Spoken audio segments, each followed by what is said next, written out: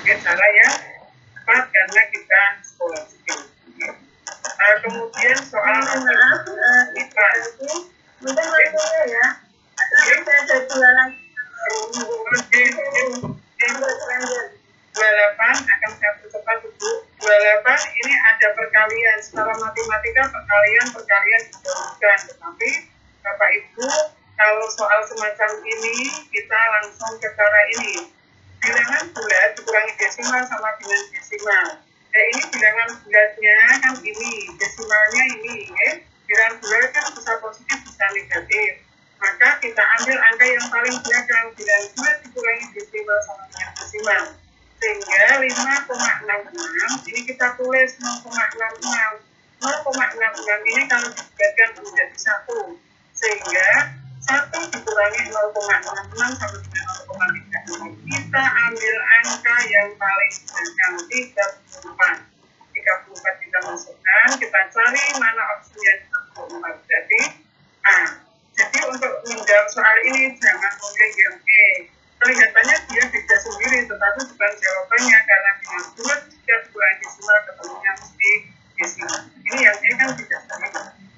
Seperti itu Bapak Ibu. Nomor 29. A plus B sama dengan 30. Hasil kali maksimum dari A plus B adalah jadi 30 dibagi 2, panjangnya bagi yang paling kecil. 30 baginya 2, jangan bagi 1. Kalau bagi 1 maka 30 plus 30 sama dengan 60. Misalnya 30 bagi 2, berarti 15 tambah 15 sama dengan 30. Maka setelah 15 tambah 15 sudah dikalikan, jadinya 15 kali 15, 220. Kemudian soal 30. Jika ada soal semacam ini Bapak Ibu, suatu tim bulu tangkis terdiri 5 anggota akan ditentukan 2 orang untuk bermain tunggal dan berpasang untuk bermain ganda. Jika peraturan yang dipakai bahwa pemain tunggal boleh bermain ganda sekali, maka banyak pilihan yang bisa diusul adalah ini adalah kita menggunakan kombinasi. Dari 5 anggota dipilih 2, jadi 5 kombinasi 2. Lalu dipilih 2 lagi, 3 kombinasi 2. Setelah itu sisanya berarti kan 5 dikurangi 3 tinggal 2. Dan 2 tambah 2 berarti sisanya 1. Sehingga banyak pilihan yang terbentuk adalah kombinasi 5 kombinasi 2, 3 kombinasi 2 kali 2 kombinasi 1. 5 kombinasi 2 itu kan 5 faktorial dibagi 5 dikurangi 2 faktorial kali 2 faktorial dikali 3 faktorial dibagi 3 dikurangi 2 faktorial, 2 faktorial, dan 2 faktorial jadi 2 dikurangi 1 faktorial, 1 faktorial, ya. Dan faktorial, 5 faktorial itu 5 kali 4 kali 3 kali 2 kali 1. Yang sama dicoret Bapak Ibu. Sehingga akan menghasilkan 10, 3, dan 2. Akan menghasilkan 60. Dengan cara yang tepat Bapak Ibu juga bisa. Jadi 5 faktorial ini kan semua anggota. Nah, di sini ada 2 pemain, 2 orang yang boleh bermain, kemudian gandanya sekali. Ya, ini 2 dikurangi 1, difaktorialkan 2 faktorial. Nah, yang sama dicoret, akan ketemu 5 kali 4 kali 3.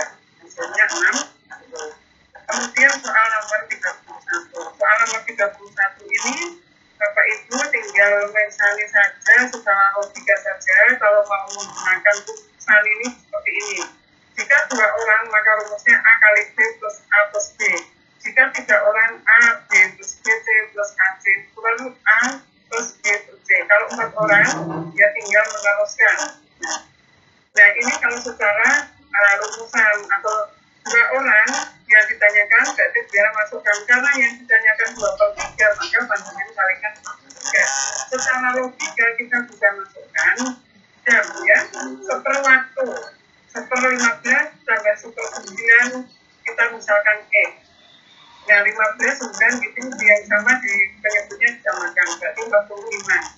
45 dibagi 15 menghasilkan 3. 45 bagi 9 hasilnya 5. Berarti 3 tambah 5 berapa? Per 45, maka X sama dengan 45 per 8. Yang sisanya 2/3 maka 2/3 kali 4, 5 per 8 sama dengan 15/4. Hasilnya akan sama. Bapak Ibu cari yang termudah. Tapi ini secara logika saja sudah bisa model yang seperti ini. Kemudian usia, biasanya di batas populasi untuk memberi tempat itu nama-nama rujukannya juga. Ani Budi Cecep, kita misalkan ABC, ya, Ani Budi Cecep. Perbandingan umur Ani dan Budi 3:4, perbandingan Budi dan Cecep 3:2. Nah, kalau sudah caranya bagaimana? Dengan membuat perbandingannya seperti ini, dikalikan 6. 3 kali 3, 9, 4 kali 3, 12, 4 kali 2, 8. Karena kunci soal di sini adalah jumlah dari usia, maka perbandingannya dengan dibuatkan.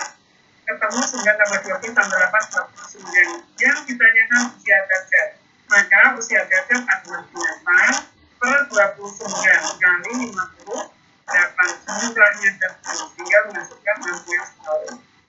Ingatkan Bapak Ibu nanti kalau perbandingan usia dengan seperti ini, oke? Ini perkaliannya buat usia seperti ini. Kemudian nomor 33. Nah, ini juga sangat bisa sebuah kelompok usia mempunyai cadangan makanan 150. Itu perbandingan saja, ini perbandingan senilai dan tak senilai, ya. Jika 150 orang 45 hari, setelah 10 hari itu kan tinggal 125 orang, ya. Jadi 150 dibanding 125 orang sama dengan 150-nya kan X. Yang ditanyakan X-nya ini. Ya, 45 dikurangi 10 setelah 10 hari meninggalkan tadi tinggal 25, 125, berarti 45 dikurangi 10. Nah, ini kan 35 ya, ini dengan sederhanakan. 150 bagi 125 adalah 6 bagi 5. X per 35. 5. Berapa kali menghasilkan 35? Berarti 5 kali. Maka di atasnya adalah 6 kali 7. 6 kali 7 menghasilkan 40, sehingga X-nya 42. Mesti ketemunya di atas 45. Ya. Kemudian soal nomor 34. Ini soal nomor 34 ini adalah kecepatan rata-rata bus 45 km per jam. Jika berhentinya tidak dihitung, ini pada keadaan normal 54 km per jam. Berapa menitkah bus tersebut berhenti?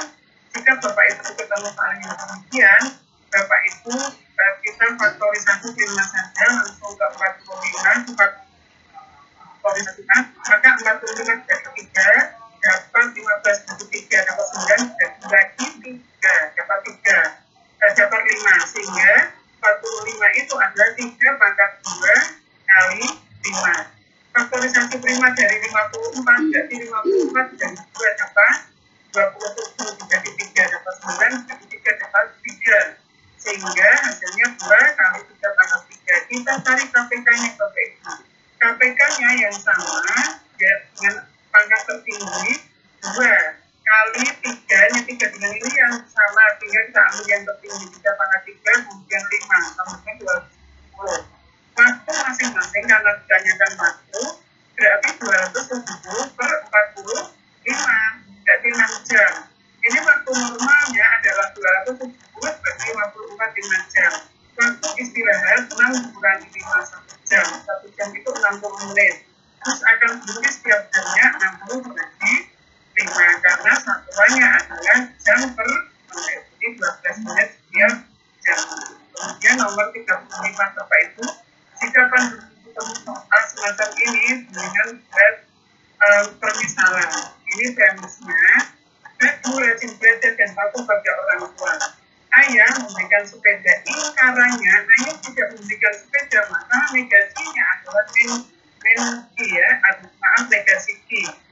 Jadi P itu premisnya, kemudian Q ayah memberikan sepeda, maka negasinya adalah ayah tidak memberikan sepeda. Gunakan penarikan kesimpulan modus tolen. P, jika P maka Q, kemudian pernyataan kedua negasi dari Q, ingkarannya dari Q tidak memberikan sepeda lagi, maka kesimpulannya adalah negasi dari P. Negasi dari P itu adalah P2 rajin dan patuh pada orang tua, ingkarannya atau ingkaran dari P2 rajin atau ingkaran patuh pada orang tua. Jadi P2 tidak rajin atau tidak patuh pada orang tua. Jadi ini ya, gunakan penarikan kesimpulan secara modus tolen. Kemudian 36, kenalan sampai sudah bisa semua dia wisata pandai bahasa asing. Jadi kalau guide itu pandu bahasa asing. Guna bukan seorang guide wisata. Ada dua kemungkinan Guna ini. Guna belum bisa berbahasa asing atau Guna sudah naik bahasa asing. Tapi kita lihat pernyataannya Guna bukan seorang guide. Maka simpulan Guna tidak bisa berbahasa asing, tidak boleh kita langsung bilang atau menjadi bahwa Guna tidak bisa. Guna pandai berbahasa asing, tapi kan kita lihat bahwa Guna bukan guide. Kemudian Guna bukan ini malah CJ ini tidak masuk, karena tidak ada hubungannya dengan kalimat ini. Kemudian tidak ada kesimpulan yang benar. Kalau A itu berbahasa Jawa tidak boleh. B, Guna pandai berbahasa asing, kita kembalikan pernyataan ini. Kemudian jawabannya adalah E, yaitu adalah Guna belum pandai berbahasa asing. Kemudian 37 ada soal semacam ini. 5 anak PPRST mengantri tiket bus. P adalah anak kedua di belakang P. Berarti P anak kedua P, A huruf lain, kemudian baru Q. Jadi P dan Q tidak boleh sejajar karena Q adalah anak kedua. R dan S itu R harus di depan S, berurutan. Tidak boleh meloncat. Sehingga P itu kita tidak boleh menempatkan P pada posisi kedua karena P bukanlah anak kedua dalam antrian. Jadi P tidak boleh pada posisi kedua. Kita misalkan P anak antri pertama. Setelah P di sini ada kosong huruf. Berarti di sini harus I. Setelah P harus I di lompat 1. Nah R dan S ini sejajar. Jadi panjenengan tidak boleh menempatkan R di sini, tetapi harus berurutan sehingga di sini mesti posisinya T. Kalau P kita letakkan di sini di ketiga, maka setelah P adalah huruf lain. Kita di sini karena anak kedua. Kalau jenengan tidak boleh menempatkan S di posisi T karena S dan S harus sejajar. Sehingga di sini mesti tempatnya T. Nah kalau P kan panjenengan tempatkan di posisi 4 itu juga tidak bisa karena P itu nanti kan antrian setelah itu ada huruf baru I. Padahal kan hanya 5. Maka saya dapat menempati semua posisi berikut kecuali posisi yang ketiga. Seperti itu nalarnya atau logikanya Bapak Ibu. Kemudian soal nomor 38 sampai 40. Jika ada soal semacam ini, Bapak Ibu saya sarankan membuat tabel. Buat tabel. Angela Lilian Mary Cindy. Ini kan sudah nama huruf depannya beda panjenengan buat ALMC, ini juga ALMC ini yang menjelaskan bahwa dia Angela Lilian Mary Cindy untuk mempercepat. Kemudian kata kuncinya di sini, ini terus setiap kali menggunakan satu tarian, tiap peserta boy ini dijalankan oleh Angela, jadi satu poin Angela. Kemudian Lilian mengalahkan Angela dan Cindy. Lilian mengalahkan Angela dan Cindy. Berarti poinnya Lilian ini sudah Lilian. Kemudian Mary mengalahkan Lilian Angela dan Cindy. Mary mengalahkan Lilian di sini. Kemudian mengalahkan Angela dan Cindy. Nah Cindy ini kan di sini posisinya Cindy kosong. Nah Cindy tidak ada apa-apa, tidak dapat poin sama sekali. Berapa pertandingan yang dimenangkan oleh Lilian? Berarti ada 2. Nah, Lilian. Berarti yang dapat dimenangkan oleh Lilian adalah 2 kali. Dan siapa yang selalu kalah? Yang tidak dapat poin sama sekali adalah Cindy. Jadi kita sudah jelas di tabel. Kemudian siapakah yang mendapatkan 200 poin? Yang mendapatkan 200 poin adalah yang dapat 2 tadi adalah Lilian. Yaitu 2 kali 100 sama 200 poin. Demikian Bapak Ibu kita P3K, semoga bisa membantu dan semoga panjenengan sukses. Terima kasih, saya kembalikan waktu sepenuhnya kepada Ibu Dapur Bumin. Monggo Ibu, matur suwun. Terima kasih sekali Ibu Yanti. Subhanallah. Ini memang literasi sangat penting sekali ya Bapak Ibu ya. Maka kita perlu mendukung gerakan literasi nasional supaya kita bisa berpikir tinggi. Jadi pembelajaran berbasis otak itu memang benar-benar harus kita kembangkan gitu ya. Jadi tadi ada pertanyaan. Mohon maaf Ibu,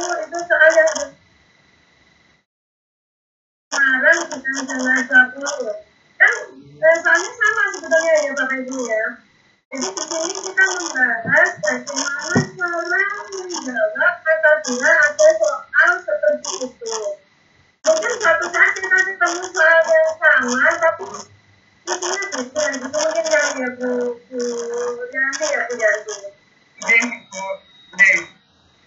Yang penting pola pikirnya gitu. Iya, yang penting pola pikirnya. Jadi kita menghafal soal ini. Tidak perlu menghafal soal ini karena susah kan beda lagi. Ketika kita tes PPTK-nya itu soalnya nggak akan sama dengan soal yang diberikan sekarang. Tapi yang penting bagaimana kita bisa menjawab soal-soal yang semacam itu. Kemudian tadi ada pertanyaan juga, apakah soft file-nya itu ada gitu. Jadi soft file ini nggak tahu ya, nanti panitia ini. Kemudian ada lagi pertanyaan ada soal dalam bentuk PDF. Nah, saya kira yang penting ini yang dibahas hari ini atau sesi-sesi yang selama disampaikan oleh PGRI bahwa bagaimana kita menjawab dengan benar dengan berpikir berbasis obsesi berpikir tinggi karena soalnya itu nggak sama tapi sebenarnya seperti itu. Begitu kan Bu Yanti? Baik, untuk selanjutnya materi yang kedua tentang manajerial dan wawancara. Monggo kepada Ibu Dr. Desi Maulia MTSI kami persilakan. Terima kasih Bu Yulis. Selamat siang Bu Yulis, Bu Yanti, Bu Mahar, dan juga Pak Taufik dan Pak Yudi yang setia bersama ya kita beberapa minggu ini. Dan juga selamat siang untuk Bapak dan Ibu yang saat ini di area ini di Purbalingga dan Banjarnegara ya. Semoga Bapak dan Ibu selalu sehat selalu dan ini di jam kritis, jam siang dan saatnya istirahat ya. Berharap nanti tidak ya. Ini Bapak dan Ibu memberikan semangat yang luar biasa dan benar-benar menunjukkan adanya keinginan untuk belajar ya Bu ya. Ya, apresiasi dari kami Bapak dan Ibu. Baik, Bapak dan Ibu saya izin untuk share materi.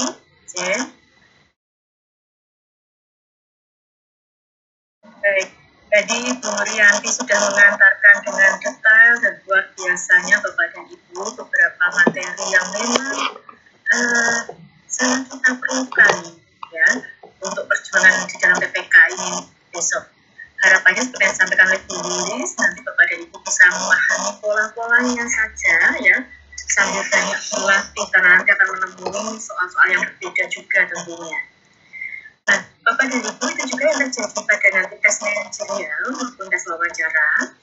Untuk tes manajerial ini, kami dari tim psikologi tidak akan membahasnya detail satu persatu. Kami hanya akan mengambil garis besarnya saja. Mengapa? Kalau di skolastik hakim memang harus spesifik ya, karena satu cara menjawab tidak bisa digeneralisasikan ke bagian yang lain. Beda dengan manajerial. Kalau manajerial ini, ketika kita sudah memahami konsepnya, maka kita akan bisa menerapkannya ketika kita bertemu dengan jenis soal seperti apapun. Ya. Maka di sini kami akan mencoba untuk mengantarkan Bapak dan Ibu untuk memahami mengenai tes manajerial. Baik, untuk tes manajerial ini Bapak dan Ibu, yang perlu kita ketahui lebih dahulu adalah tes manajerial, kemampuan manajerial ini adalah kapasitas yang dimiliki oleh individu dalam mengelola diri dan sumber daya yang ada ya, guna mencapai tujuan. Artinya seperti apa? Kemampuan manajerial ini diharapkan bisa menggambarkan tentang bagaimana diri kita memberdayakan diri kita dalam mencapai tujuan pekerjaan ataupun organisasi. Sambil kita juga mengelola sumber daya di sekitar kita.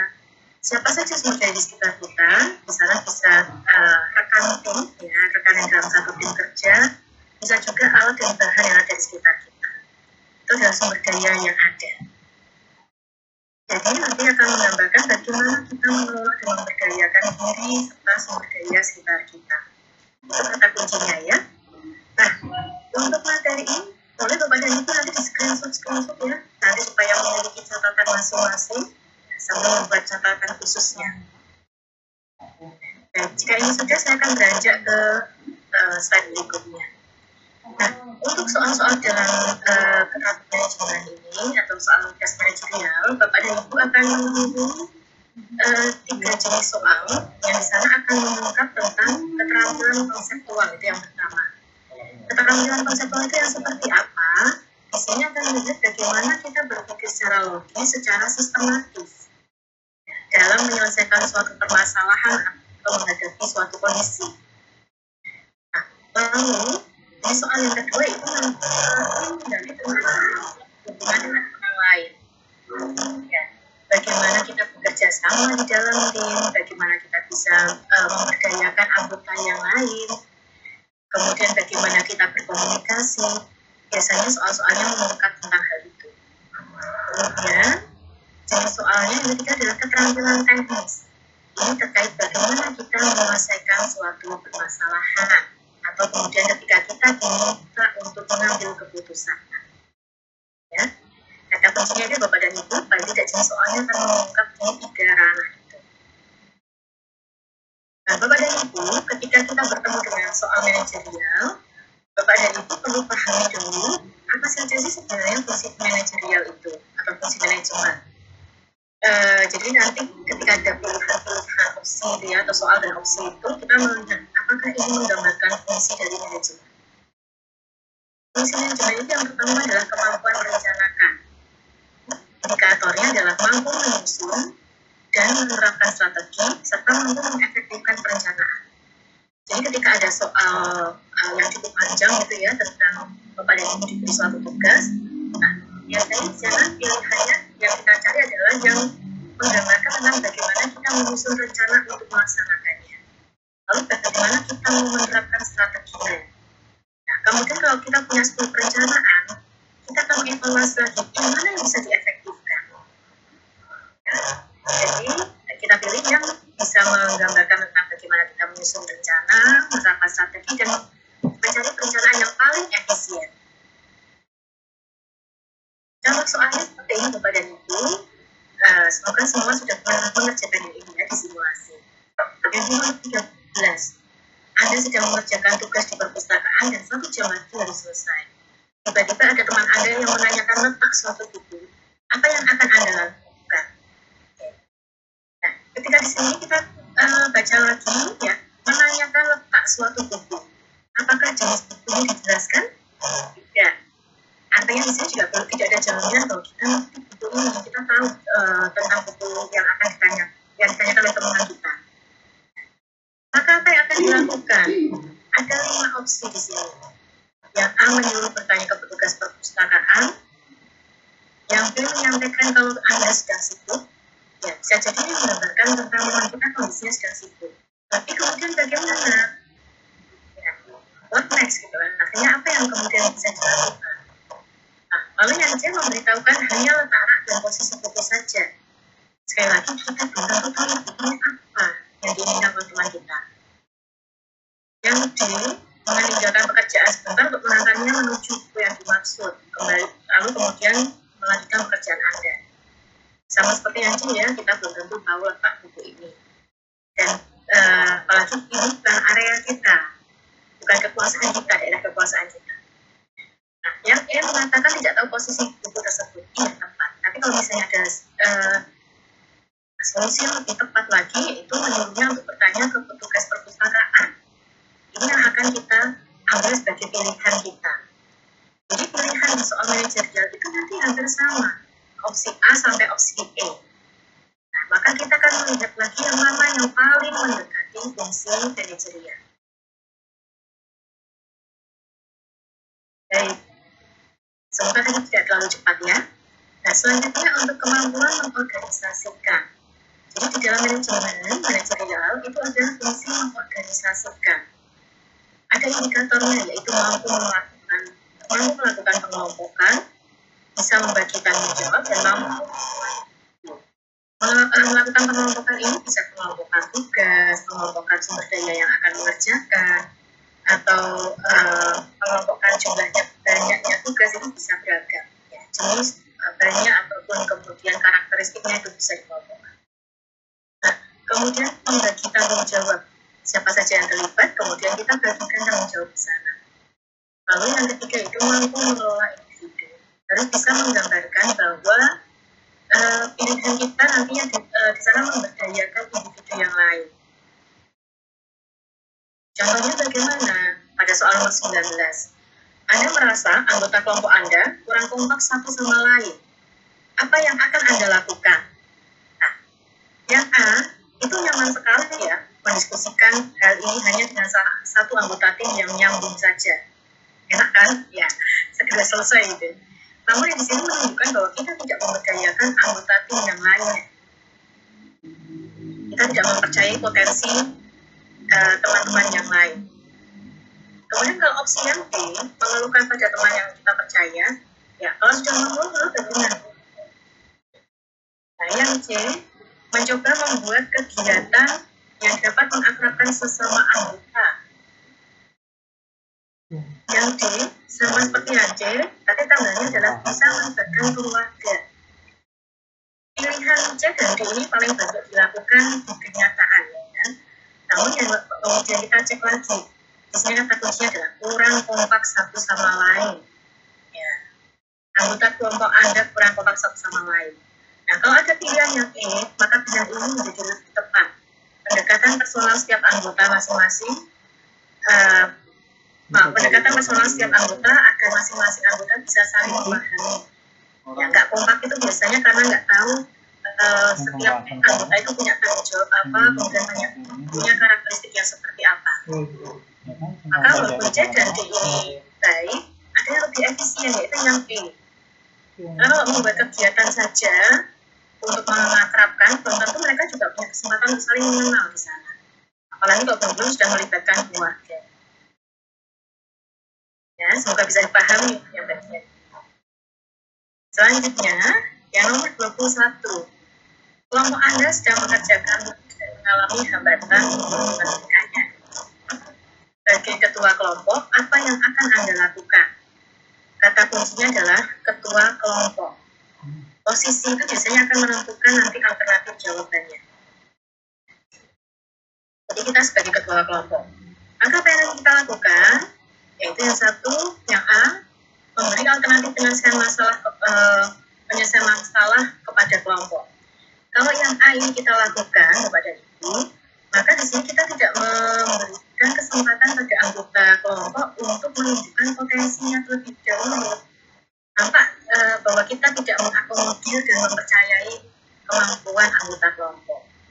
Begitu juga dengan pilihan yang B. Ya.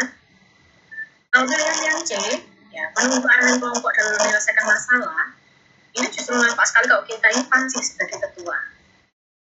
Nah, yang paling tepat adalah mengajak kelompok berdiskusi untuk menentukan alternatif penyelesaian masalah. Nah, kalau opsi yang E menjadi tidak tepat, karena di sini memberi arahan kelompok untuk menentukan alternatif. Sekali lagi, fungsi manajerial adalah mampu mengelola sumber daya yang ada. Itu mengelola anggota-anggota kelompok kita. Nah, kita masuk ke fungsi yang ketiga. Fungsi yang ketiga itu kemampuan dalam pelaksanaan. Indikatornya yaitu mampu mengambil keputusan dan mampu menjalin komunikasi. Untuk soalnya nomor 10 kemarin, saat presentasi, anggota kelompok yang harusnya menjadi pembicara tidak bisa datang. Sebagai sebagai ketua tim, Anda sebaiknya menelpon orang tersebut sambil memikirkan alternatif. Kalau kita baru menelpon, kemudian akan kapan ini akan terlaksananya? Sekali lagi kita harus efisien. Kan dia sudah jelas tidak bisa datang, ya. Lalu yang B, menyemangati anggota tim yang lain. Untuk apa? Operasionalnya tidak terlihat. Lalu yang lain marah. Kalau sudah marah, apakah masalah terselesaikan Bapak dan Ibu? Enggak ya, tambah rumit nantinya. Kemudian yang dia lapor ke atasan dan minta arahan. Bapak dan Ibu perannya di soalnya adalah ketua tim. Ya, kalau kemudian kita jadi kepalanya ketua tim, bisa pusing loh, apa-apa sudah lapor duluan. Nah, lalu yang E, musyawarahkan dengan anggota kelompok untuk menentukan siapa yang akan melakukan presentasi. Ini menunjukkan Bapak dan Ibu juga berdaya memberdayakan diri sendiri dan Bapak dan Ibu bisa memberdayakan kelompok. Ya. Maka yang E yang akan lebih tepat. Nah, ini yang nomor 16. Bisa di-screenshot dulu. Dalam menyelesaikan tugas yang diberikan kepada saya selalu mencari alternatif lain agar tidak mengambil keputusan sendiri. Yang namanya suatu tugas tentunya harus mengambil keputusan, ya. Kemudian yang tidak berani mengambil keputusan sendiri. Wah, ini sama-sama nggak berdayanya dengan pilihan yang A. Lalu ada lagi berani mengambil keputusan karena tugas ini sudah diberikan kepada saya. Ya, ini lebih tepat. Ya. Lalu pilihan yang D, menyadari bahwa keputusan pimpinan diperlukan jika keputusan tersebut di luar kewenangan saya. Ya, ini bisa, tapi kita harus menunjukkan bahwa kita berani dulu untuk mengambil keputusan. Kita mampu, ya. Lalu yang E tidak berani mengambil keputusan sendiri. Wah, ini sudah pasti tidak akan dipilih. Nah, kemudian yang nomor 4 yaitu fungsi manajerial, yaitu mampu mengadakan pengawasan. Indikatornya itu mampu mengelola dan mampu mengendalikan operasional. Ini kemarin soalnya Bapak dan Ibu, ya. Oke, pada saat Anda sedang mengerjakan sebuah pekerjaan penting, tiba-tiba Anda menemukan sebuah kejanggalan pada sistem informasi yang Anda gunakan dan bisa berakibat bocornya data perusahaan ke publik. Bagaimana sikap Anda? Yang A, menyuruh semua rekan kerja untuk menghentikan penggunaan sistem itu. Untuk soal yang ini, Bapak dan Ibu, tidak ada posisi yang menunjukkan posisi kita sebagai apa. Jadi kita tidak punya kuasa untuk yang poin A. Ya. Kemudian yang B, saat itu juga Anda menghentikan sistem. Nah, kalau kita langsung menghentikan sistem, di sini yang kita cek lagi adalah ini adalah baru kejanggalan. Ini ada kejanggalan. Ini baru kejanggalan. Nah, kemudian kalau kemudian kita mau mengambil yang C, melaporkan kepada atasan apakah harus menghentikan penggunaan sistem itu. Oke, ini dirasa lebih tepat. Mari kita lihat dulu yang D. Nah, kalau kita pilih yang D atau yang E, ini akan menjadi sesuatu yang beresiko. Coba kita perhatikan ya, pilihan D dan pilihan E. Menyelesaikan pekerjaan penting tersebut lebih dahulu, kemudian menghentikan penggunaan sistem itu. Nah, kalau ini benar-benar bocor, ya, maka kalau kita memutuskan untuk lanjut gitu aja, ini yang bocor ke publik akan semakin banyak, ya. Nah, maka di sini kita akan lapor pada atasan. Saya mau lanjut, saya harus bagaimana? Oke, satu contoh lagi dan terakhir, yaitu menurut Anda cara yang paling efektif untuk menggerakkan program yang sesuai dengan keinginan Anda adalah menjadikan imbalan, ya bisa, tapi nggak efektif ya. Memberikan sanksi, apalagi imbalan aja nggak ada, tahu-tahu sanksi. Menjadi panutan, oke, bagus, bahkan menjadi panutan. Kalau ada contoh realnya juga anggota kita menjadi kepemimpinan. Kalau dia memimpin dengan keras, maka yang lebih tepat adalah yang C, memberikan contoh. Nah, Bapak dan Ibu, maka kata kuncinya ketika di manajerial adalah biasanya mengungkap 3 hal yang tadi di awal, ya. Dan nanti kita lihat lagi fungsinya. Ada fungsi perencanaan, pelaksanaan, lalu saya kok lupa, pengorganisasian ya, pengorganisasian, lalu yang terakhir adalah ya pelaksanaannya. Oke. Nah, untuk manajerial kita sudah selesai, kita akan beranjak ke tes wawancara. Untuk tes wawancara ini Bapak dan Ibu, karena ini baru yang pertama ya PPTK ini, maka Bapak ada gambaran bagaimana tes wawancaranya akan bagaimana. Karena kemarin Bapak dan Ibu itu mengerjakannya secara tertulis, biasanya pengalaman kami di lapangan, tes wawancara ini dilakukan secara lisan. Ya. entah itu dengan tatap muka secara langsung, secara luring, ataupun secara daring. Untuk tes wawancara biasanya dilakukan setelah calon berhasil lolos di tahap administrasi dan tahap tes. Sifatnya adalah konfirmasi. Apa saja yang dikonfirmasi? Yang pertama tentang informasi diri kita, potensi kita, kompetensi, dan kepribadian. Ini yang tadi ya. Oke, nah kemudian kalau Bapak dan Ibu lolos sampai seleksi di wawancara, gitu ya, apa yang harus dipersiapkan? Yang harus dipersiapkan adalah ada 3 kunci utama. Yang pertama, Bapak dan Ibu harus mengenali diri Bapak dan Ibu, lalu mengenali formasi yang Bapak Ibu inginkan, yaitu sebagai guru, ya, dan mengkomunikasikan jawaban Bapak dan Ibu dengan baik. Nah, mengenali diri itu yang seperti apa? Mengenali diri itu, kita mengenali kelebihan diri kita. Kita dibesarkan di budaya yang jangan biasa membicarakan kelebihan. Tapi yang perlu Bapak Ibu ingat, ini adalah kompetisi Bapak dan Ibu. Maka Bapak dan Ibu harus menunjukkan Bapak dan Ibu bisa apa. Ya. Ceritakan dan ungkapkan secara proporsional. Tidak dikurangi dan tidak juga dilebih-lebihkan. Nah, selanjutnya kita kenali kekurangan kita, kemudian kenali kompetensinya, kita itu bisa apa saja. Lalu potensinya apa, kemudian bagaimana ketika kita harus menyelesaikan suatu masalah, lalu hal penting atau prinsip apa saja yang kita pegang. Nah, terkait jika kenali diri sudah, Bapak dan Ibu sudah mengenali, saya yakin itu sudah jawabnya masing-masing, Bapak dan Ibu sudah sangat mengenali diri Bapak dan Ibu.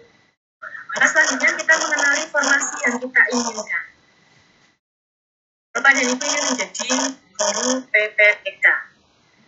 Maka Bapak dan Ibu perlu mengenali tupoksi dari guru ASN ini. Ya, apa saja nanti kita bahas setelah ini. Nah, kita juga mengenali resiko dan tantangan dari tugas kita sebagai guru.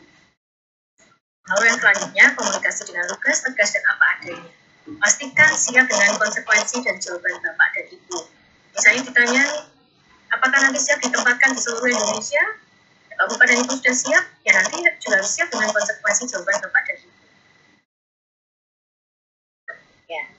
Nah, ini adalah tuntutan formasi Bapak dan Ibu yang Bapak Ibu inginkan. Bapak dan Ibu ingin menjadi guru ASN.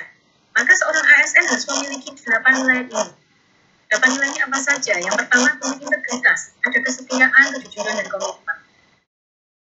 Lalu punya kemampuan kerjasama, punya kemampuan mengkomunikasikan gagasan Bapak dan Ibu, kemudian punya orientasi pada hasil, yaitu Bapak dan Ibu mau menyelesaikan tugas Bapak dan Ibu dengan baik. Lalu bisa melakukan pelayanan publik, ya, seperti misalnya berrelasi dengan murid, ya, melayani murid, melayani orang tua, pemuda, dan lain-lain. Lalu memiliki keinginan untuk mengembangkan diri dan orang lain, termasuk menginspirasi orang lain untuk berkembang bersama, adanya kemauan untuk mengelola perubahan dan mengambil keputusan. Nah, jawaban-jawaban Bapak dan Ibu harus bisa menggambarkan 8 hal ini. Ya. Maka kalau ditanya apa cita-cita, apa tujuannya ingin menjadi guru, ketika jawabannya adalah ingin mencerdaskan kehidupan bangsa dan bla bla bla bla, itu adalah jawaban yang bagus. Tapi silahkan dioperasionalkan lagi. Yang jawaban Bapak Ibu juga menunjukkan 8 hal ini ada pada diri Bapak. Bapak dan Ibu, misalnya ada 8 aspek, Bapak dan Ibu akan ditanya 8 pertanyaan. Karena satu pertanyaan seringkali sudah mengungkap 3-4 aspek sekaligus. Dan pertanyaan ini sifatnya adalah mengkonfirmasi konsistensi jawaban Bapak dan Ibu. Lalu seringkali nanti Bapak dan Ibu tidak menemukan pertanyaan, melainkan kasus. Nah, itu adalah cara lain untuk mengungkap bagaimana cara berpikir dan bersikap kita. Semoga dipahami ya sampai di sini ya. Nah, kita akan melihat contoh pertanyaan Bapak dan Ibu yang kemarin sudah Bapak Ibu kerjakan juga. Ada pertanyaan seperti ini. Soalnya pertanyaan satu, tapi ini di sana ada 4 hal yang harus diungkap. Selama ini Anda telah menerapkan suatu praktik baik di masyarakat. Ceritakan apa praktik yang sudah dilakukan, bagaimana prosesnya, apa tantangan menerapkannya, dan bagaimana upaya Anda mengatasinya. Bapak dan Ibu, saya yakin selama ini Bapak dan Ibu sudah menerapkan banyak praktik baik. Nah, kalau diminta untuk menjawab pertanyaan yang seperti ini, jawab dahulu satu persatu ya. selesaikan satu contoh baik sampai di 4 pertanyaan tadi selesai, baru beralih ke contoh baik yang berikutnya. Jadi apa saja yang dilakukan? Saya pernah melakukan yang A, prosesnya seperti ini, tantangannya seperti ini, cara mengatasi tantangannya seperti ini. Selanjutnya saya juga pernah melakukan yang B, prosesnya seperti ini, tantangan seperti ini, cara mengatasinya seperti ini. Itu akan lebih rumit dan mudah dipahami oleh pewawancara.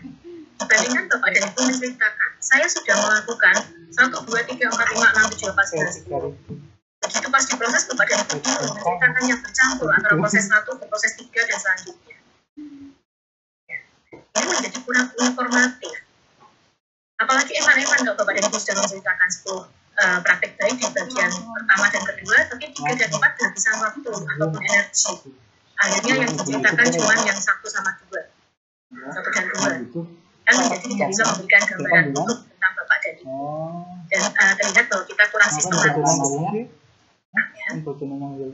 Karena godaan sekali itu untuk menjawab beberapa pertanyaan sekaligus. Oke, nah teknik jawab selanjutnya adalah jawab dengan fokus, percaya diri dan tenang. Bagaimana kalau Bapak dan Ibu sosok yang pemalu dan tidak mudah mengungkapkan diri? Maka tiada kata lain selain berlatih. Dan yakinlah bahwa Bapak Ibu sudah Bapak dan Ibu tidak diminta untuk membuka seluruh hal tentang Bapak Ibu. Hanya bagian tertentu yang terkait dengan tugas saja. Jadi bisa sampaikan saja. Karena kami pewawancara tidak akan tahu bagaimana sosok Bapak dan Ibu ketika Bapak dan Ibu tidak mengungkapkan. Nah, bagaimana jika kita adalah sosok yang terlalu terbuka dan sering banyak bicara? Maka juga berlatih. Tapi yang dilatih adalah berlatih mendengarkan, berlatih belajar mengendalikan diri kita. Ini apa yang mau kita sampaikan. Kenapa? Sekali lagi, kita tidak diminta membuka seluruh tentang diri kita. Hanya hal penting yang ingin diketahui oleh tim penilai saja. Dan yang pasti, lepaskan jaket kebenaran kita. Istrinya siapa, suaminya siapa, putri siapa, punya jabatan apa, relasi siapa. Karena untuk seleksi ini semuanya sudah ada keterbukaan, sudah fair. Gak perlu pakai nanti setelah wawancara Bapak dapat salam dari biasanya itu justru oh iya diterima, tapi kemudian ada catatan tersendiri yang mengurangi poin ya. Nah, ada juga satu lagi Bapak dan Ibu sebagai penutup, ada contoh pertanyaan yang ada 2 alternatif jawaban. Ini sebagai pertanyaan yang banyak ulang. Yang pertama, Bapak dan Ibu diminta untuk menceritakan yang sudah dilakukan. Tapi bila belum, rencananya mau bagaimana?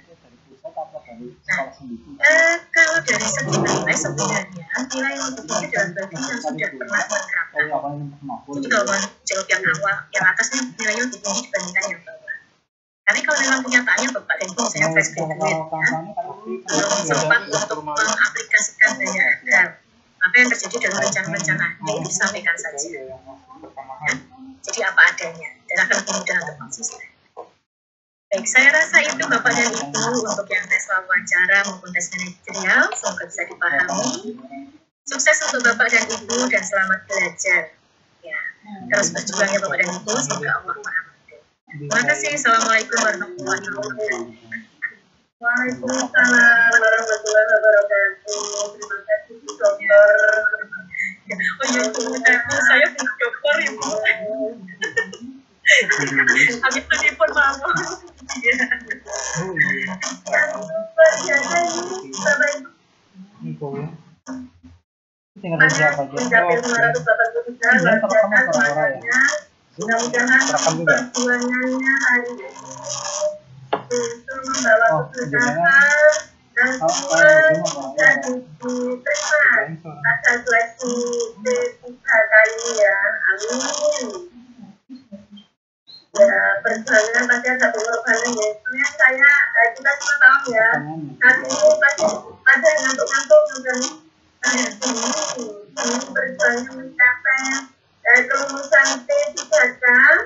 Kita hari ini saat ini belajar bersama narasumber tadi. Untuk selanjutnya kepada Ibu Maharomnya IMTJ untuk materi sosial kultural kami persilakan. Mau materi mana Pak? Mantap sampai jam pira itu ya. Mau pakai tanda-tanda jebol ya. Pakai tanda-tanda jebol ya.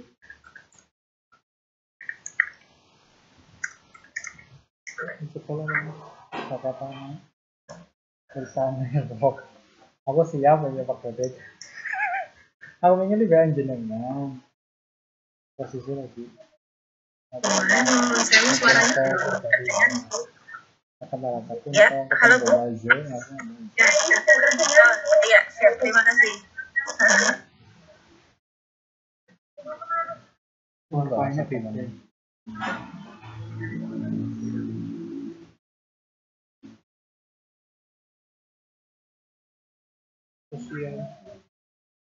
Oke, jadi apa itu sosiokultural? Yang perlu kita pahami di sosiokultural itu sosio dan kultural ya. Sosio itu nanti kaitannya dengan kemasyarakatan, sedangkan kultural itu kaitannya dengan budaya. Jadi di sini sosiokultural adalah pengetahuan, keterampilan, sikap terkait pengalaman berinteraksi dengan masyarakat majemuk. Jadi mengingat kita sebagai makhluk sosial yang membutuhkan bantuan dari orang lain. Jadi, kita hidup di masyarakat yang penuh dengan keanekaragaman, baik keanekaragaman budaya, agama, suku bangsa, gitu ya.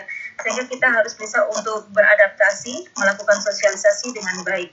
Nah, langsung saja pada pembahasan soal. Jadi ini nanti apa saja. Jadi sosiokultural itu sangat luas Bapak Ibu. Tetapi kita mencoba untuk memetakan beberapa materi yang sering keluar di dalam ujian ya.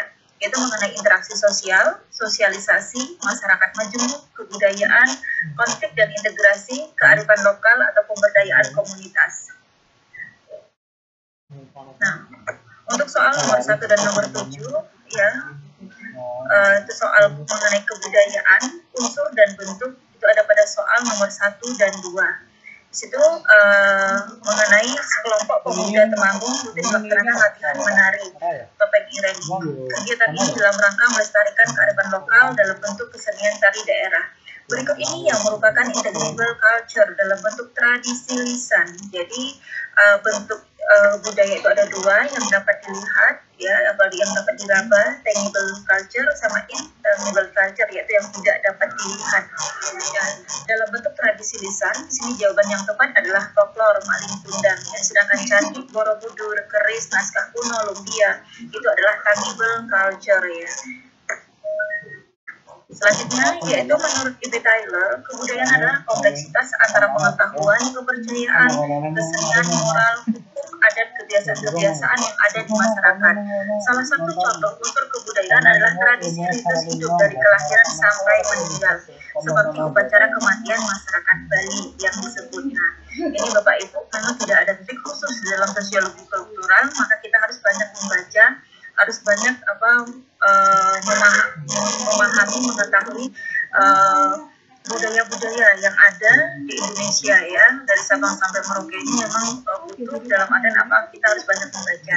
Nah, di sini ada beberapa penghijau. Jawaban yang tepat adalah ngapen. Rambu Solo itu adalah upacara kematian ya, yang biasa dilakukan di masyarakat Toraja ya Bapak Ibu.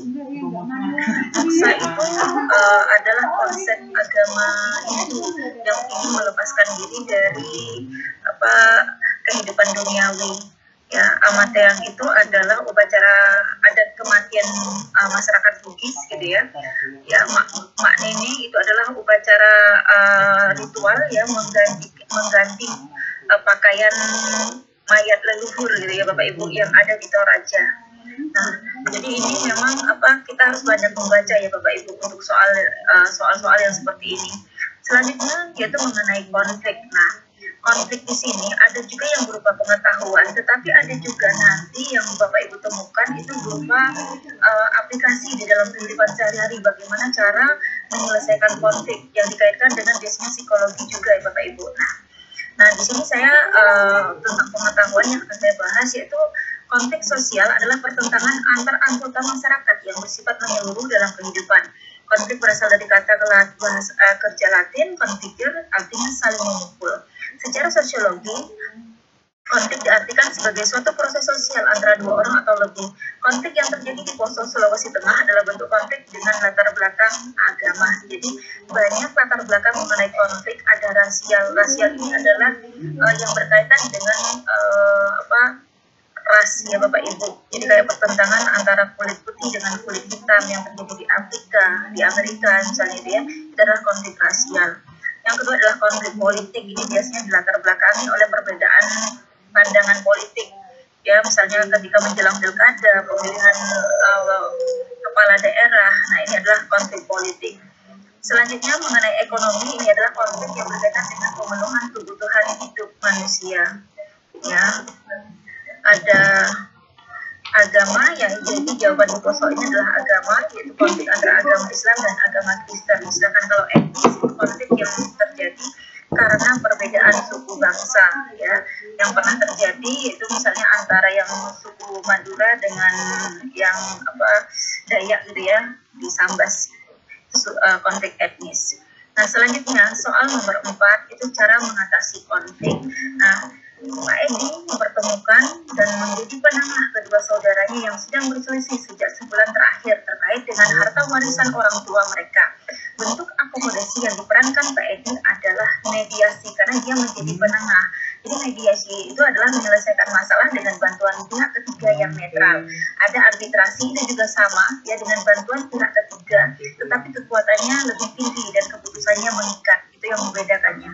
Ada adjudikasi. Adjudikasi ini adalah penyelesaian masalah melalui pengadilan. Nah, jadi kalau misalnya Pak Edi ini menyelesaikan tidak bisa selesai terus diselesaikan misalnya melalui pengadilan, maka jawabannya juga akan berubah, yaitu menjadi adjudikasi. Jadi perlu dipahami bahwa adjudikasi ini adalah penyelesaian masalah melalui pengadilan. Kalau koersi adalah penyelesaian masalah dengan cara paksaan, jadi dipaksa gitu ya Bapak Ibu, dengan cara hukuman seperti itu. Sedangkan Stalinit itu adalah penyelesaian masalah di mana kedua belah pihak memiliki kekuatan yang seimbang. Artinya sama-sama menarik diri karena dia sama-sama memiliki kekuatan yang sama.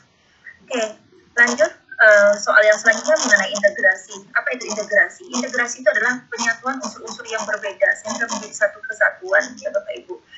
Nah, perhatikan pernyataan berikut ini. Sikap terbuka masyarakat terhadap pendatang dari luar, iptek yang maju, kondisi masyarakat yang terisolasi, ketimpangan sosial, kurangnya kesadaran diri untuk menjalani kesatuan dan persatuan. Dari pernyataan-pernyataan tersebut yang merupakan faktor penghambat integrasi sosial adalah, nah, Bapak Ibu perlu digarisbawahi, ketika Bapak Ibu menemukan faktor penghambat misalnya, ini biasanya berupa kalimat negatif, ya pengaruhnya negatif. Kalau misalnya yang pendukung ya pendorong itu biasanya positif. Nah, di sini jawaban yang tepat adalah 3, 4, dan 5. Jadi kondisi masyarakat yang terisolasi, ketimpangan sosial, kurangnya kesadaran diri, pendidikan yang rendah, itu bisa menghambat terjadinya penyatuan di dalam masyarakat. Sedangkan sikap yang terbuka, iptek yang maju, kondisi masyarakat yang maju, terus juga pendidikan yang tinggi, ini bisa mendorong terjadinya integrasi sosial. Demikian Bapak Ibu untuk soal nomor 5. Selanjutnya soal untuk nomor 6, integrasi sosial adalah proses penyelesaian unsur-unsur yang berbeda dalam masyarakat sehingga menjadi satu kesatuan. Unsur-unsur yang berbeda tersebut dapat meliputi perbedaan kedudukan, sosial, ras, etnik, agama, bahasa, kebiasaan, sistem nilai, norma. Berikut ini yang merupakan contoh integrasi koersif. Nah, jadi bentuk integrasi itu ada 3 Bapak Ibu. Ada integrasi normatif, fungsional, dan koersif. Integrasi di sini yang ditanya adalah koersif dengan cara paksaan, itu ya. Jadi menjadi kata kunci koersif itu adalah paksaan. Nah, di sini jawaban yang tepat adalah para demonstran yang merusak fasilitas umum dihalau dengan gas air mata oleh aparat kepolisian. Sedangkan warga desa bergotong royong membersihkan saluran air, siswa SMP melaksanakan pemilihan OSIS, musyawarah mufakat. Itu adalah integrasi normatif yang terbentuk karena norma. Nah, ibu-ibu PKK berkumpul di pendopo desa untuk berlatih keterampilan, itu adalah integrasi fungsional, integrasi yang terjadi karena fungsi yang ada di dalam masyarakat. Oke, Bapak Ibu. Oke, selanjutnya mengenai akulturasi. Akulturasi adalah percampuran dua budaya atau lebih yang saling bertemu dan saling mempengaruhi. Nah, akulturasi budaya ini di bidang makanan, ya. Contohnya apa di sini? Jawaban yang tepat adalah bakmi atau Kenapa bakmi ketoprak? Karena bakmi ketoprak ini perpaduan antara masyarakat Betawi ya dengan Cina ya Bapak Ibu. Sebentar Ya. lagi. Nah, sedangkan ada di situ asimilasi. Nah, apa yang membedakan dengan akulturasi? Kalau akulturasi itu percampuran dua budaya, di mana masing-masing budaya itu tetap terlihat. Tapi kalau asimilasi dia percampuran dua budaya yang benar-benar menghasilkan budaya baru ya Bapak Ibu. Contohnya misalnya kayak perkawinan campuran amalgamasi ya.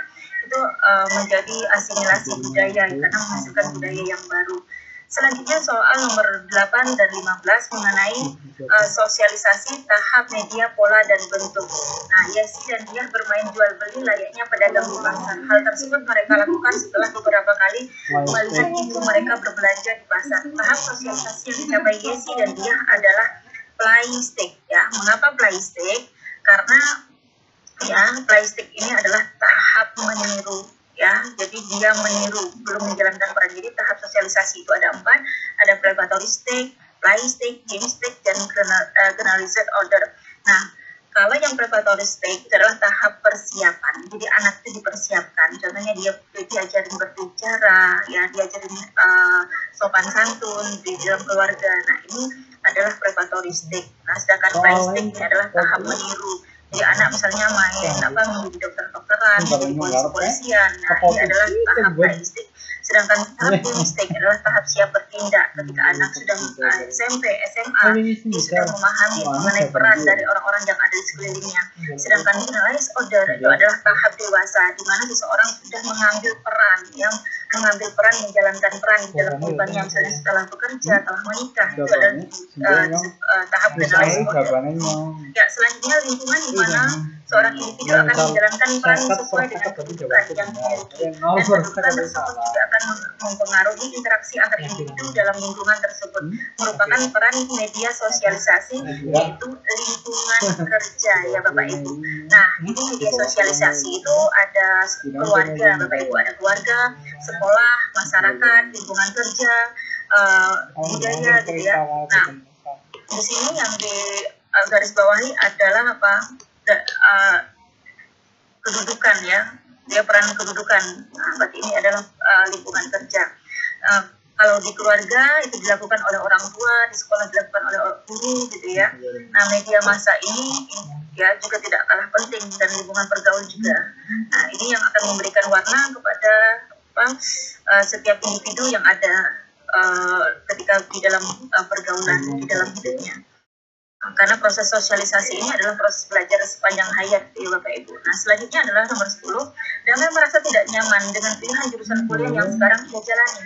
Damar masuk jurusan tersebut lebih karena paksaan orang tuanya. Damar sebenarnya telah memiliki pilihan sendiri. Jurusan yang ingin ia pilih adalah karena ia merasa bakatnya ada di sana. Namun orang tua Damar tidak menyetujuinya. Ilustrasi tersebut menggambarkan proses sosialisasi di dalam keluarga dengan pola. Jadi pola sosialisasi itu ada 2. Pola partisipatif dan represif. Kalau partisipatif adalah pola partisipasi yang mengutamakan anak dia mengutamakan partisipasi, tidak ada paksaan, ciri khasnya anak diberikan kebebasan. Nah, sedangkan represif adalah lawannya ya dengan cara paksaan. Jadi anak dipaksa, biasanya hukuman, perintah ya sifatnya satu arah ya. Oke. Selanjutnya yaitu seorang individu dikenalkan dengan anggota keluarga, dikenalkan dengan dirinya sendiri agar bisa membedakan dirinya dengan orang lain, dan juga ditanamkan dasar-dasar nilai dan norma sosial. Proses sosialisasi tersebut merupakan bentuk sosialisasi primer. Jadi bentuk sosialisasi itu ada 2 Bapak Ibu, sosialisasi primer dan sekunder. Sosialisasi primer itu adalah sosialisasi yang pertama kali dilakukan, yaitu di dalam keluarga. Nah, keluarga ini disebut adalah sosialisasi yang pertama dan utama karena dia mengajarkan nilai-nilai dan nilai-nilai dasar ya, norma sosial yang untuk membekali ke tahap selanjutnya, yaitu tahap sosialisasi sekunder. Jadi kalau sekunder ini adalah yang di luar keluarga, yang terjadi di sekolah, masyarakat, lingkungan kerja. Kesalahan saat sambung ke sensor Sosialisasi sekunder. pakatan datanya ya. Selanjutnya mengenai masyarakat majemuk. Ya. Kesalahan saat menyambungkan ke Masyarakat sensor. Indonesia merupakan masyarakat majemuk yang memiliki perbedaan suku, ras, kebudayaan. Perbedaan ini disebabkan oleh faktor di sini yaitu ada 3 Bapak Ibu, kondisi geografis, posisi silam, dan iklim. Nah, Kalau di sini karena konsekuensinya suku dan ras dan kebudayaan ya, kemajemukannya di sini berarti ini karena kondisi geografis. Sedangkan nanti kalau misalnya Bapak Ibu menemukan misalnya Indonesia berada di posisi silang sehingga menyebabkan keanekaragaman di bidang agama ya. Nah, mohon maaf ini berarti nanti jawabannya itu di posisi silang ya, karena pengaruh letak strategis di jalur perdagangan gitu ya Bapak Ibu. Nah, sedangkan yang ketiga iklim, nanti iklim ini konsekuensinya apa? Itu berkaitan dengan mata pencaharian. Jadi keanekaragaman mata pencaharian. Jadi tiga ini yang menjadi faktor penyebabnya ya. Kondisi geografis, posisi silang, dan iklim. Kalau kondisi geografis menyebabkan keanekaragaman suku ras kebudayaan, sedangkan posisi silang nanti menyebabkan keanekaragaman dalam agama. Kalau iklim ini perbedaan mata pencaharian, gitu ya Bapak Ibu. Selanjutnya interaksi sosial terjalin harmonis meskipun masyarakat terdiri dari berbagai macam ras, suku, agama, dan budaya. Satu sama lain saling menghormati, menghargai, dan selalu terjadi interaksi sosial yang hangat tanpa merasa dibatasi oleh sekat-sekat perbedaan tersebut. Gambaran masyarakat tersebut menunjukkan sikap masyarakat yang inklusif. Artinya apa? Masyarakat yang terbuka. Ya, jadi masyarakat ini ada dua ya, ada masyarakat inklusif dan eksklusif. Kalau inklusif adalah masyarakat yang terbuka, kalau eksklusif adalah lawannya, yaitu masyarakat yang tertutup, yang sulit menerima perbedaan. Ya, soal yang nomor selanjutnya nomor 14, membina kerukunan dalam kehidupan masyarakat majemuk bukanlah persoalan mudah. Diperlukan sikap dan paham dapat mempererat semangat persatuan dan kesatuan. Berikut ini yang sikap yang harus dikembangkan dalam kehidupan masyarakat majemuk adalah yaitu sikap empati, merasakan apa yang dirasakan oleh orang lain. Jadi empati ini wujudnya misalnya membantu gitu ya, ketika ada yang tertimpa musibah kita memberikan pertolongan, itu wujud dari empati. Toleransi adalah sikap menghargai perbedaan, sedangkan inklusif adalah sikap terbuka. Nah, sedangkan yang lain itu adalah sikap yang harus dihindari. Contohnya kayak etnosentrisme, itu paham yang menganggap bahwa etnis atau suku bangsanya adalah yang paling baik dengan merendahkan suku bangsa lain. Primordialisme itu adalah loyalitas yang dibawa sejak lahir terhadap agama, ras, budaya, sehingga sering menganggap bahwa budaya yang paling unggul ya Bapak Ibu. Sedangkan ada sektarian gitu ya, jadi sekta itu terkelompok-kelompok gitu ya di dalam keyakinan ya, menyebabkan dia menjadi eksklusif, tertutup seperti itu Bapak Ibu. Selanjutnya soal nomor 15, masyarakat majemuk didefinisikan oleh Frederick Beck sebagai masyarakat yang menggabungkan perbedaan etnis, saling ketergantungan ekonomi, kelompok-kelompok, dan spesialisasi ekologi mereka. Masyarakat majemuk dengan mayoritas dominan yaitu masyarakat yang antara komunitas dengan kelompok etnisnya terdapat kelompok mayoritas.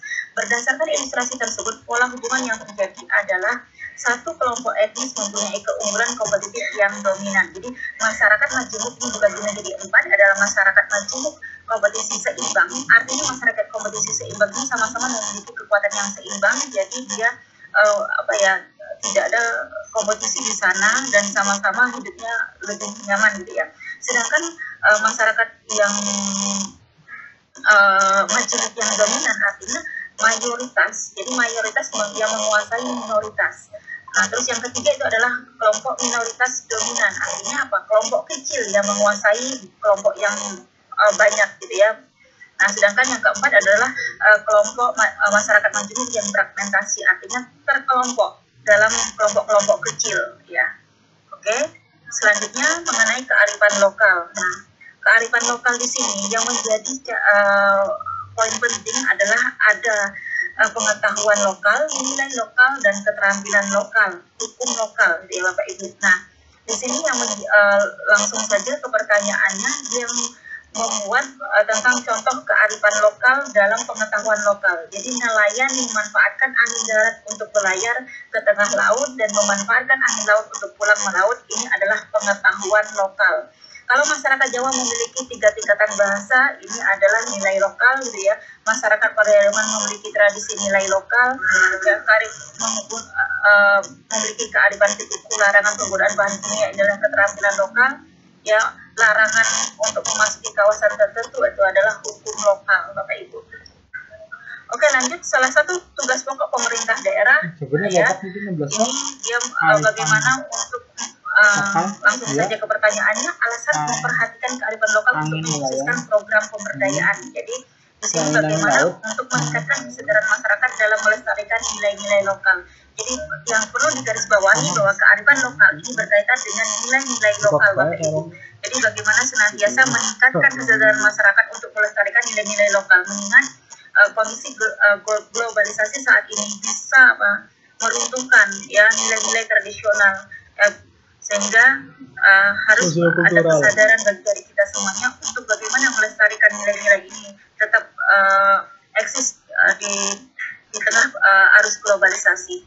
Selanjutnya soal nomor 18, ini upaya yang tepat untuk menjaga kearifan lokal pada era globalisasi. Nah, tadi yang sudah saya dari awal tadi bahwa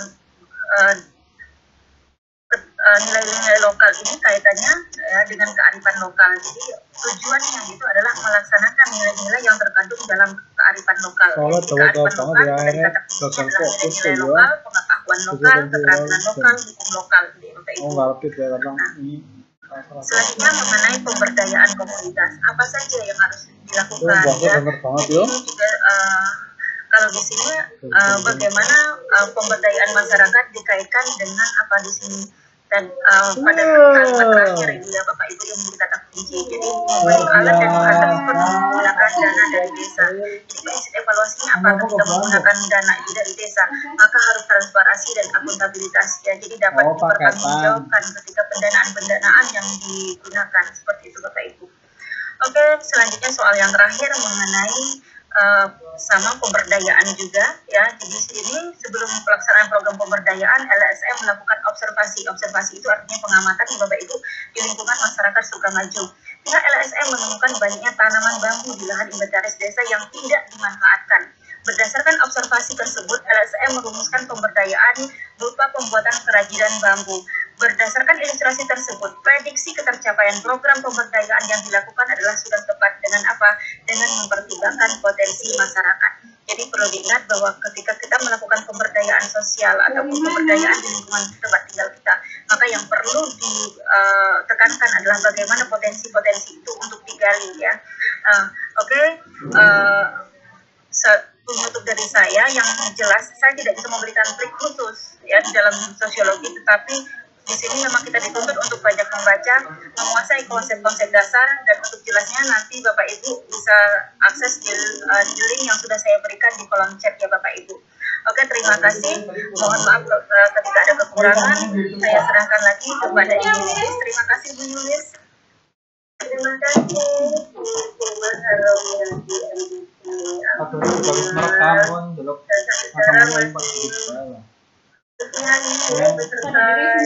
katanya di sisi kayaknya Pak Audit ya.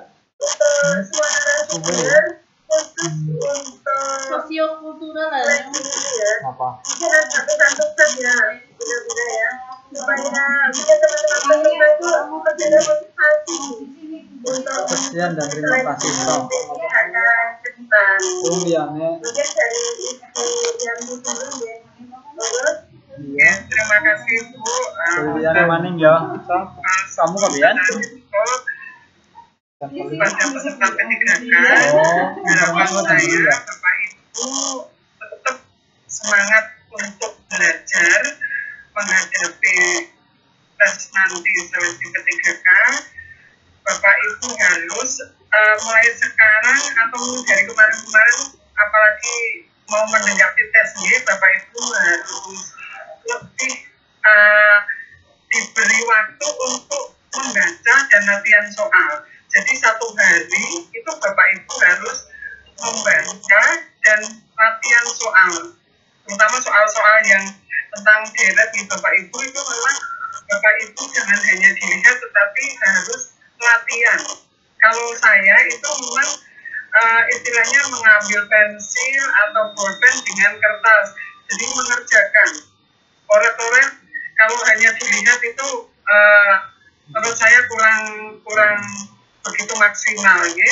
Jadi untuk Bapak Ibu peserta P3K, luangkan waktu setiap hari sedikit untuk menggali atau belajar membaca soal-soal yang berkaitan dengan P3K. Terima kasih Ibu, semoga peserta P3K ini lolos Amin. ke tahap akhir sampai nanti lolos semua. Itu harapan saya. Terima kasih.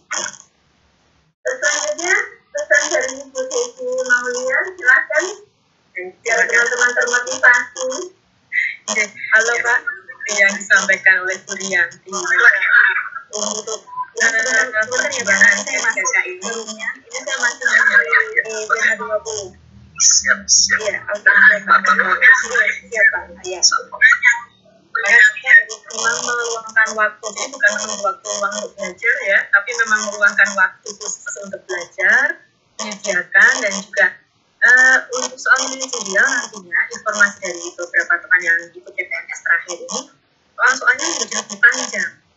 Ya, soal bacaannya menjadi lebih panjang, maka perlu dilatih untuk memahami soal-soal yang panjang, ya, kemudian familiar dengan bacaan yang panjang, supaya nanti mudah dalam menangkap inti dari pertanyaannya. Jadi tidak ada hal yang lain selain doa dan berlatih menulis. Literasinya juga ya Bu ya. Iya Bu. Saya rasa itu. Ya, itulah penutupan dari Ibu. Selanjutnya mungkin dari Mas Harominati. Oke, berarti tidak trik itu ya Bapak Ibu, sama semuanya itu banyak latihan, banyak membaca, apalagi dengan kaitannya sosiokultural, itu berkaitan budaya kemasyarakatan dari Sabang sampai Merauke Bapak Ibu. Nah, tapi yang perlu dipahami biasanya itu adalah soal-soal dasar dalam kehidupan kita sehari-hari.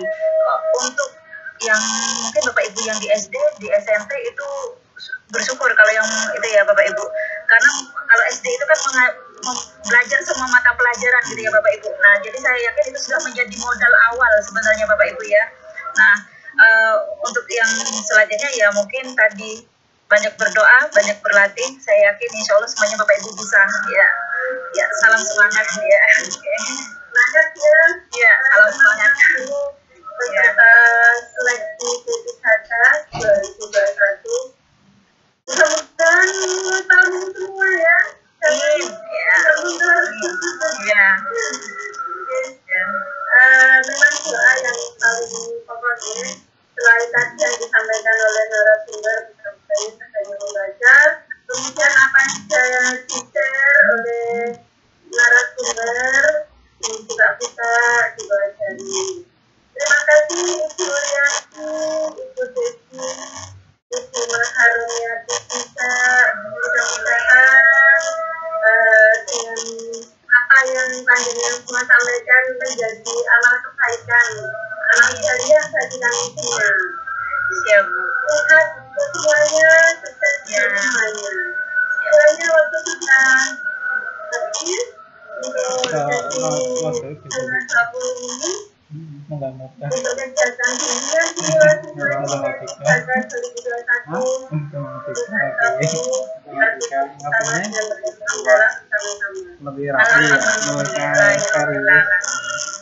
Assalamualaikum warahmatullahi wabarakatuh. Waalaikumsalam warahmatullahi wabarakatuh. Siap ya Bu. slow Terima Terima kasih.